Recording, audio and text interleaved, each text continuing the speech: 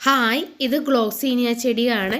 നമുക്കിത് ഇൻഡോറിൽ സെറ്റ് ചെയ്ത് വളർത്താൻ പറ്റുന്നതാണ്. ഒരുപാട് ഡയറക്റ്റ് സൺലൈറ്റ് വേണ്ട. ഇത് ഷെയ്ഡുകളിലും സിറ്റൗട്ടിൻ്റെ ഇതിലുമൊക്കെ വെച്ച് വളർത്തുന്നതാണ്. അപ്പം ഇതുപോലെ ഈ വലിപ്പത്തിലുള്ള നമുക്ക് 3 കളറുകളാണ് നമ്മൾ കോംബോയിൽ ആഡ് ചെയ്തിരിക്കുന്നത്.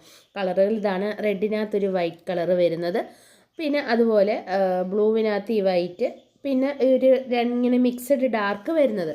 അങ്ങനെ ഈ 3 കളറുകളാണ്. ഇത്രയും കളറേ നമ്മൾ വിരിഞ്ഞ് കണ്ടിട്ടുള്ളൂ പ്ലാന്റ്സ് വന്നതിൽ. അപ്പോൾ ഇത് നമ്മൾ 3 ഒരു കോംബോയിലാണ് കൊടുക്കുന്നത്. പിന്നെ ഈ ചെടിയുടെ പ്രത്യേകത എന്ന് പറഞ്ഞാൽ ഇതിൻ്റെ അടിയിൽ കിഴങ്ങുകളുണ്ടാവും.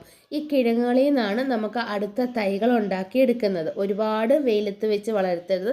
ഇതിൽ ക്യാബേജ് പോലുള്ള വലിയ ലീഫിനകത്ത് സെൻറ്ററിൽ വലിയ ഫ്ലവർ ഉണ്ടാവും. മുകളിലോട്ട് തന്നെ കൊലകൊലയായിട്ട് ഫ്ലവറുകൾ ഉണ്ടാവും.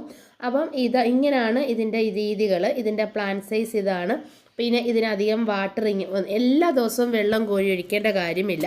പോട്ടി മിക്സ് നോക്കിയിട്ട് വേണം ഇതിന് വെള്ളം ഒഴിക്കാൻ. പോട്ടി മിക്സ് തയ്യാറാക്കും മണ്ണ്, മണൽ അങ്ങനെ തയ്യാറാക്കുക. ഇനിയിപ്പം മണലില്ലെങ്കിൽ ഒരിച്ചിരി ചകിരിച്ചോറ് മിക്സ് ചെയ്തിട്ട് വേണം പോട്ടി മിക്സ് തയ്യാറാക്കാൻ.